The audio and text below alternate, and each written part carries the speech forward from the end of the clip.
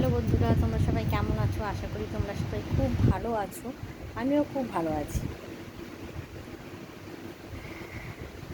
জানি না তোমাদের সাথে এরকমটা হয় কি না। আমি যে ব্যাপারটি নিয়ে আজকে ডিসকাস করব, সেটা শুনলে তোমাদের খুব হাসিও পাবে আর অবাকও হবে। তোমরা মনে মনে ভাববে যে তোমাদের বাড়িতেও এরকমটা হয়। তোমরা জানো, যখনই ভাবি একটুখানি ভাত খেতে বসবো, যখনই ভাবি সেজেগুজে একটু ভিডিও করব, তখনই আমার ছেলে পটি করে। খেতে বসবো তখন পটি করবে। যখনই ভাবি একটু ভিডিও করব, সেজে গুজে কিছু ভালো একটু কিছু করব, তখনই পটি করবে। মানে সেজে গুজে সব কিছু করে পটি পরিষ্কার করতে হয়। হ্যাঁ, মুখখানা একটু দেখো, দেখার মতন, যেন মনে হবে কিছুই জানে না। হুম হুম। এই যে আবার হাসছে, দেখেছে?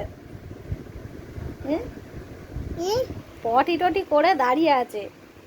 বলছে পটি হয়ে গেলে বলবে মাম্মাম পটি। এত চালাক। তোমরাও নিশ্চয়ই মনে মনে ভাবছো আমি যা বলছি একদম ঠিক বলছি।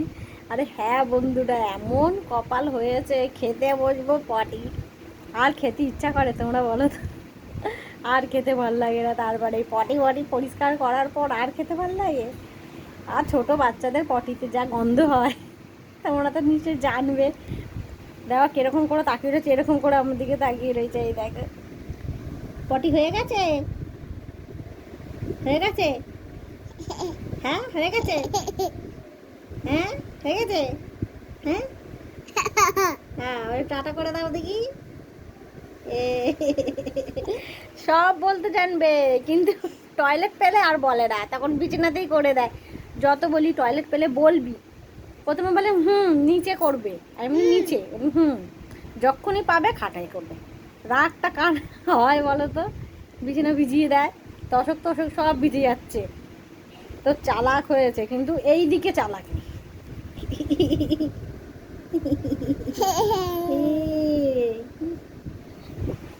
রাখি বন্ধুরা, তোমাদের সাথে এরকম যদি হয়, আমাকে কিন্তু অবশ্যই কমেন্ট করে জানাবে যে আমার মতনই তোমাদের দশা হচ্ছে কি না।